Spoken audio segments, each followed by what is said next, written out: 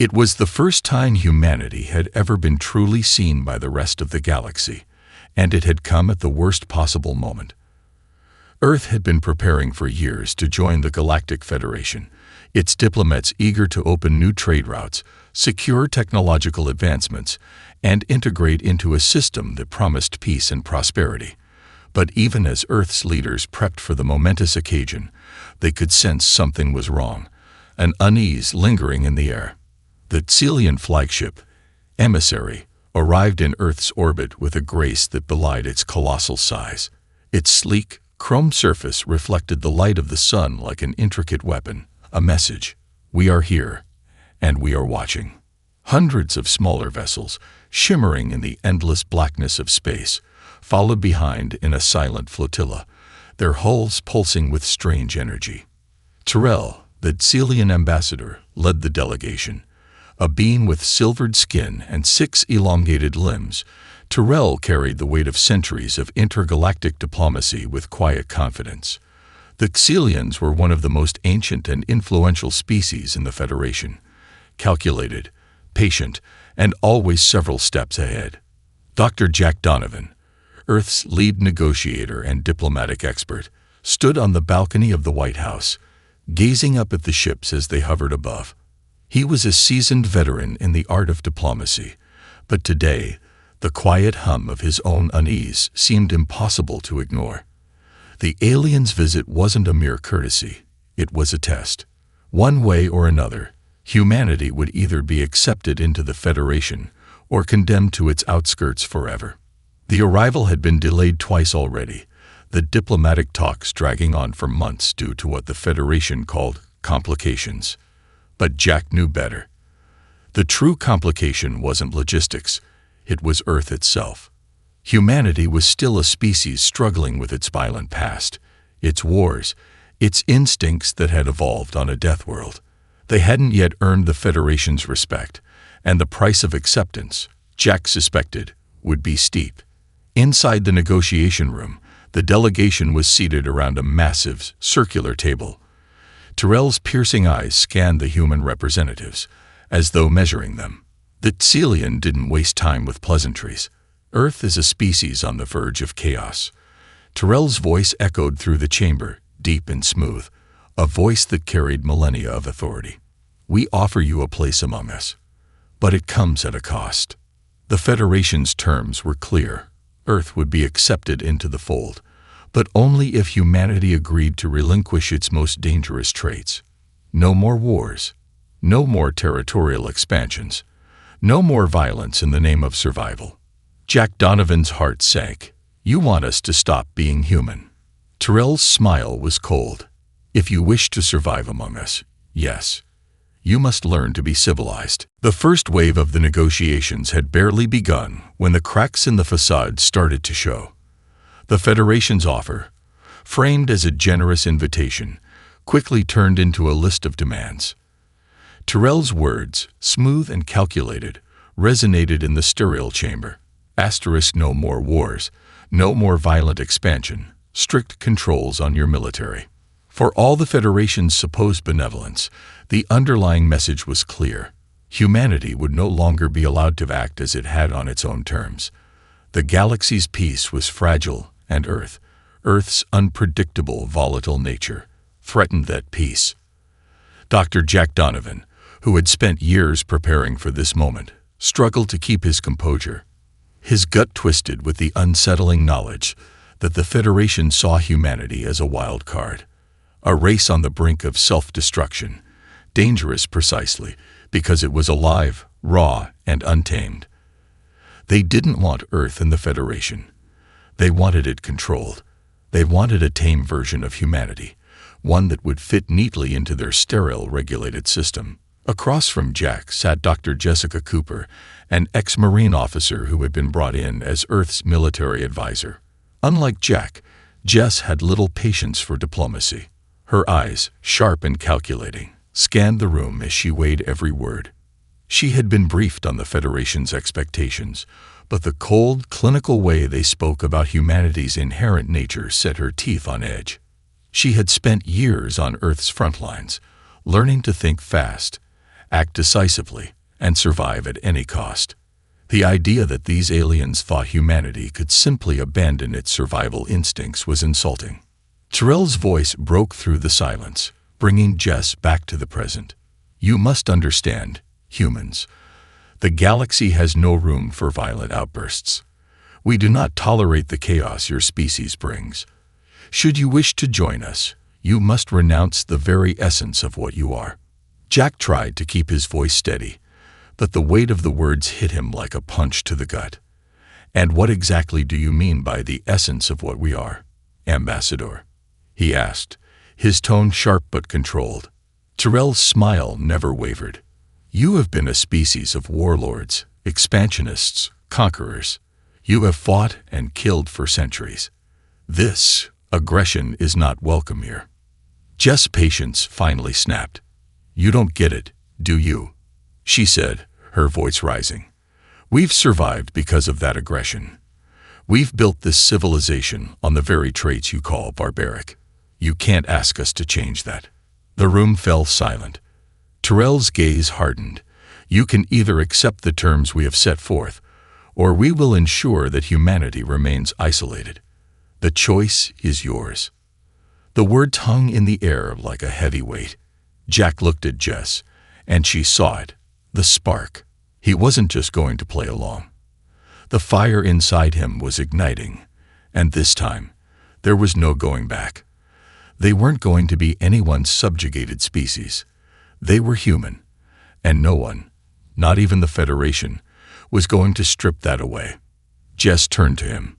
It's time we stopped pretending to be civilized. The atmosphere in the room grew thick with tension. Jack's mind raced as he processed the cold ultimatum from Tyrell. The Federation wasn't interested in cooperation. They wanted compliance. They wanted to tame Earth's wild heart and bend it to their will. But Jack knew that could never work. Humanity wasn't built on submission, and it was in that very moment that Jack realized the truth. The Federation wasn't trying to help Earth. They were trying to control it. Jess stood up, her hands clenched into fists at her sides. You've got to be kidding me, she muttered, barely audible. You think we'll just roll over and become whatever you want. You want us to abandon everything that makes us human. Tyrell's eyes narrowed, his six-fingered hands clasped in front of him. Your species has always relied on instinctive violence. You fight, you kill, you conquer. That is not the way of the Federation. We offer you enlightenment, peace, and progress. But to attain these things, you must discard your primal impulses. Jack felt a wave of anger rise inside him. He'd spent years as a diplomat, smoothing over delicate issues, finding compromises. But there was no compromising with this. These aliens didn't understand humanity. They didn't know what it took to survive on Earth, a planet where the predators could kill you, where the weather could wipe out entire cities in an instant. In the face of that chaos, humans had learned to adapt or die. If you can't see that, Jack said, his voice low but unwavering, then there's nothing more to talk about. The room fell silent. For the first time since the beginning of the meeting, Tyrell's composed demeanor cracked. His thin lips twitched ever so slightly, but he quickly recovered. He waved a hand toward the holographic projection of Earth hanging in the center of the room. Very well, he said, his voice still calm but tinged with a hardness Jack hadn't expected. You will not be accepted as you are. We will consider this an act of defiance. There will be consequences. Jack felt a chill run through him. He knew what that meant. The Federation didn't threaten without cause, and they didn't make idle promises. If they truly considered humanity a threat, they would act swiftly and decisively. And when they did, Earth's path would no longer be one of peaceful negotiation. Jess's eyes met Jack's, and there was no need for words. She knew exactly what he was thinking. The stakes had just gone from political to existential. The Federation would not back down. They were prepared to do whatever it took to maintain control over the galaxy. I guess we're done pretending, Jess muttered under her breath, her voice hardening with resolve. With a grim expression, Jack nodded. Time to show them what happens when you push humans too far. As the meeting came to a close, Tyrell's words echoed in Jack's mind. There will be consequences. But Jack knew one thing for sure. Humanity was ready for whatever the Federation was about to unleash. They just hadn't realized how far Earth's fury could go. The fallout from the meeting was immediate and catastrophic. By the time the Federation's fleet had left Earth's orbit, the human delegation was already in disarray. The talks had ended not with diplomacy, but with a cold declaration of war, though no formal shots had been fired. Jack Donovan was no longer just a diplomat. He was now a reluctant leader in an unfolding crisis. Tyrell's final words still rang in his ears. There will be consequences. The morning after the meeting, Earth's media was ablaze with reports of the standoff. Headlines screamed of humanity's defiance. Earth rejects galactic peace. One paper read. Federation offers. Humans decline. Another shouted. But Jack knew the Federation wasn't just offering peace. They were offering subjugation. And the people of Earth, scattered across continents and colonies, knew it too. By noon, the first signs of retaliation came in the form of sanctions. Trade routes were immediately cut off, and the Federation embargoed Earth's exports. It wasn't just economic pressure. This was a first strike in a war that had yet to be declared. The Federation was trying to strangle Earth into compliance. But humanity wasn't so easily cajoled. The United Nations held an emergency session. Jack, standing alongside Jess Cooper and other senior leaders, felt the weight of the world on his shoulders. But Jess's words were a spark in the dark. Are we really going to let them dictate our future? Jess's voice echoed in the cavernous hall. The Federation thinks they can control us. It's time we show them who we are. We can't afford to provoke them, a representative from the European Union said, his voice trembling with fear. The Federation has fleets, alliances. They could wipe us out in minutes. Jess met his gaze, unblinking. What's worse than extinction? Living as cattle under their control. The only choice we have is to fight. Jack watched her, heart pounding. He knew she was right. They had been too comfortable pretending to be part of something they didn't truly belong to. Humanity had spent centuries building a fragile peace among themselves, but what had it really gotten them? Mediocrity. The Federation saw them as an unruly child that needed discipline, but Jack couldn't allow Earth to fall into that trap. We have to show them that we won't be ruled, Jack said, stepping forward. His voice was steady now, stronger. We'll make our own path. No more compromises. Within hours, the first retaliation came. A Federation destroyer, a sleek and heavily armed vessel, passed too close to Earth's atmosphere on its way to the outer colonies. It was a clear provocation. Earth's military response was swift. The Exodus, a warship once thought obsolete, surged into space, its engines burning hot with the fury of 1,000 years of human struggle. A single, calculated strike, a warning shot, and the Federation ship fled back to its fleet, a visible sign of humanity's resolve. Jess was right. There was no turning back now. The war had already begun, even if no one had formally declared it. Humanity's response to the Federation's sanctions was swift, but it was the sheer intensity of the retaliation that shocked the galaxy. What had begun as a political standoff now blowed into an all-out conflict as Earth's colonies and its people rallied against the threat of total annihilation. The Federation had miscalculated. Earth's violent history was not something they could simply repress with embargoes or threats.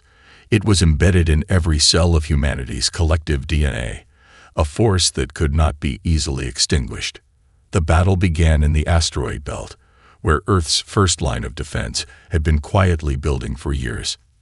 At the edge of the Sol system, a vast network of military installations, mining colonies, and shipyards lay hidden from the Federation's surveillance. These colonies, once viewed as peripheral outposts, now became the spearhead of humanity's resistance. And leading the charge was Jess Cooper, a woman whose entire life had been shaped by battle. When the Federation's first wave of ships arrived, they found a world ready to fight, not with conventional tactics, but with human ingenuity and ferocity.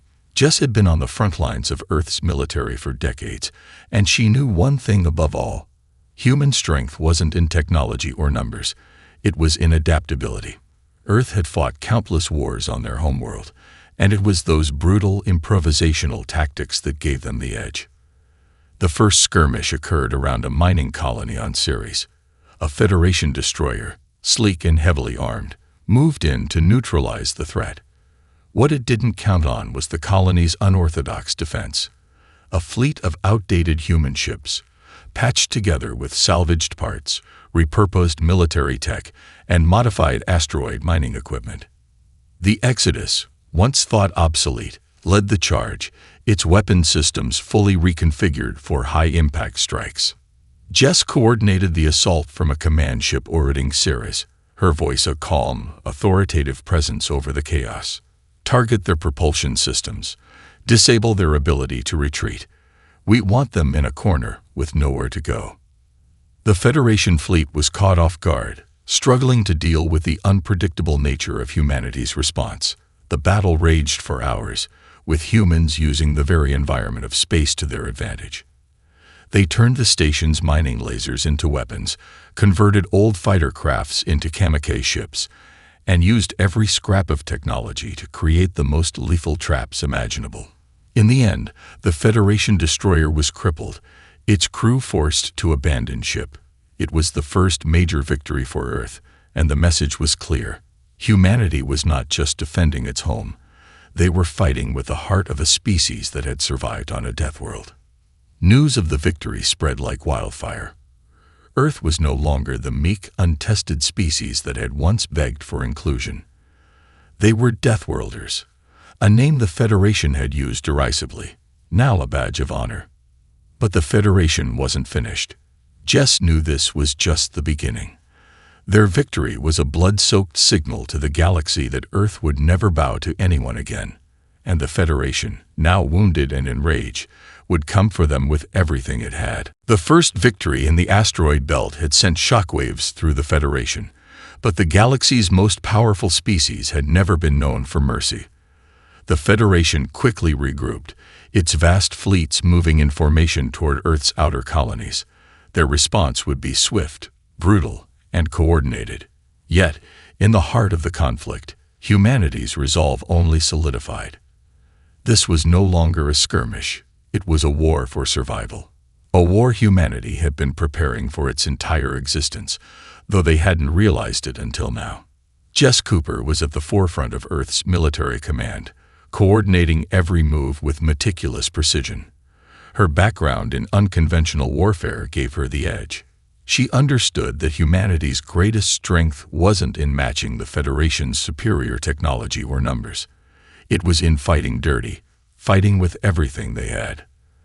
The Federation had underestimated them before, and now they were about to feel the full fury of Earth's savage history. The first major confrontation occurred near Europa, one of Earth's most strategically important colonies. It was a key water world, essential for both resource extraction and as a military staging ground. The Federation had stationed an entire battalion of warships in orbit around the moon, and Jess knew this would be their next target. If Earth lost Europa, their path to victory would be severely hindered. But there was one thing the Federation didn't expect. Humans could make a mess of anything, and they turned the icy surface of Europa into a minefield of deadly traps. Jess stood on the bridge of the Hercules, her eyes locked on the holographic map in front of her. "Deploy the first wave of drones," she ordered, her voice steady. "Let's see how they react to a swarm." Hundreds of unmanned combat drones, each programmed to adapt and improvise mid-battle, shot out from the Hercules like a swarm of hornets. They weren't fancy. They were simple, rugged, and built to last. And they didn't need to be perfect. They just needed to make the Federation think. As the drones engaged, human forces began launching targeted strikes against Federation command ships, using tactical warfare that made use of the harsh environment. Jess's plan was simple: get in close, cause confusion, and never let up. The Federation fleet was composed of high-tech ships that relied on precision, control, and overwhelming force. Humanity's strength lay in chaos, in adapting on the fly and fighting in ways that no other species could understand. The battle was vicious. Federation ships, once proud and invulnerable, were thrown into disarray. The drones' unpredictable movements forced the Federation to divert their resources to defending against a constant barrage of surprise attacks. And then came the final blow. The Hercules fired a deep space missile, one of Earth's oldest, most destructive weapons, straight into the heart of the Federation's command ship. The explosion was enormous, sending debris scattering in every direction. For the first time in the war, the Federation's forces began to retreat. The humans had shown them something they hadn't counted on. The raw, untamable fury of a species that had survived against all odds. Jess stood on the bridge, her eyes narrowing, as she surveyed the battlefield. "It's working," she muttered to herself. "They're realizing what we can do. And now we do it again." As the Federation ships limped away, battered but still dangerous, Jess knew the fight was far from over. The Federation would regroup, and they would come harder than before. But humanity had already made its mark. The galaxy now understood. Earth would never back down. The Federation's retreat was short-lived. Though their fleet had been pushed back in the skirmish at Europa, the Federation's response was already in motion. The defeat had ignited a firestorm across the galaxy. Earth's unexpected defiance could not be allowed to stand, not when the Federation's authority, carefully crafted over millennia, was in jeopardy. The next phase of the war would not be one of hesitation or half measures. This time, the Federation would come with everything they had. Earth's leaders were fully aware of what was coming.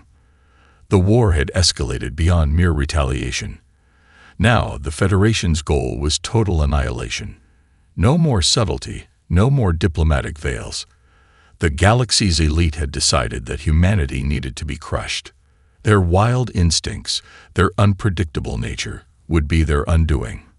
It was a cold, calculated decision, and it would be Earth's greatest challenge yet. But humanity was ready. Despite the overwhelming odds, despite the superior technology, humanity had done what no one thought possible. They had learned how to fight the Federation on their own terms. Jack Donovan stood at the head of Earth's Global Council, his face grim, his voice resolute. "They'll hit us hard. We can expect a full-scale assault on Earth and its colonies. But we're not the same as we were when this started. We've adapted, we've fought, and we've survived. Jess Cooper, now the operational commander of Earth's defense, stood by his side, her mind focused on the strategies that had already turned the tide. The Federation may have technology, but we have something they can't buy: ingenuity. And we've proven that we can bring chaos to their carefully ordered universe. The final confrontation took place near Earth itself, in a dead zone of space where the Federation's fleet had begun assembling. 1,000 ships, sleek and terrifying, formed a massive blockade around the planet. It was the Federation's last attempt to break humanity's resolve, to end the war before it spiraled further. And this time, they were not going to take any prisoners. But humanity, prepared for the inevitable, did the unthinkable. Instead of fighting on their home turf, on the ground they had fought for all their lives, they lured the Federation into their trap. Earth's forces, under Jess's command, deployed decoy fleets into the outer reaches of the solar system, drawing the Federation's attention away from the true objective: the Tether. The Tether was a massive array of satellites, weapons platforms, and a secretive Earth-built superweapon that had been developed in the shadows for years. A weapon capable of not just disabling Federation ships, but obliterating them. Humanity had kept the Tether a secret, waiting for the right moment to strike. That moment had come. As the Federation's ships moved into position for their final assault, Jess gave the signal. Earth's fleet, hidden in the asteroid belt, fired on all channels. The Tether's weapon systems activated, sending out a wave of energy that scrambled Federation ships' communications, throwing their formations into chaos. And then the final salvo. One by one, Federation warships vanished from the sky, their hulls ripped apart by the sheer force of the tether's devastating blast. The Federation's response was swift. But now, it was too late. Earth had thrown its gamble, and the result was catastrophic for the Federation. Their fleet, once unbeatable, was shattered, scattered across the void. For the first time, humanity had turned the tables. But Jack knew this wasn't over. The Federation would regroup, perhaps even retaliate. But Earth had learned a lesson. There was no going back. The reckoning had begun, and humanity had shown its true strength. Jess, watching the devastation from her command post, allowed herself a rare moment of grim satisfaction. "They thought they could tame us," she whispered. "But in the end, it's us who've changed the rules. The galaxy, for better or worse, would never be the same." The Federation's defeat at the hands of humanity was a brutal, stunning event that echoed across the galaxy. No one had seen it coming. The war had been a catastrophic shock to both sides, and the aftermath was nothing short of transformative. The Federation, with its countless worlds and unchallenged authority, had been brought to its knees by a species they had once considered little more than a chaotic, untamed threat. Earth's bloodied hands now held the power to rewrite history. In the wake of the final battle, with Federation warships drifting in disarray beyond the edges of the solar system, the Federation was forced into a new, precarious position. Earth had not only won, it had shattered the illusion of the Federation's invulnerability. The galaxy's so-called civilized species were left questioning their place in a universe where humanity, the Deathworlders, had turned the tables. At Earth's command center, Jack Donovan and Jess Cooper stood together, overlooking the shattered remains of the Federation fleet. A victory had been secured, but the cost was immense. Earth had spilled blood for this freedom, and the scars would remain. The Federation wasn't just a political entity, it was a symbol of galactic order. Bringing it to its knees would have consequences. "We've done it, Jack," Jess said, her voice quieter than usual. The gravity of what had happened was settling in. But what now? The war's over, but the galaxy, the Federation, they won't just forgive us for this. Jack met her gaze, his expression resolute. They'll never forgive us, but they'll respect us. They'll have no choice but to see us as equals now. He paused, taking a deep breath. The Federation wanted to tame us. But we proved something.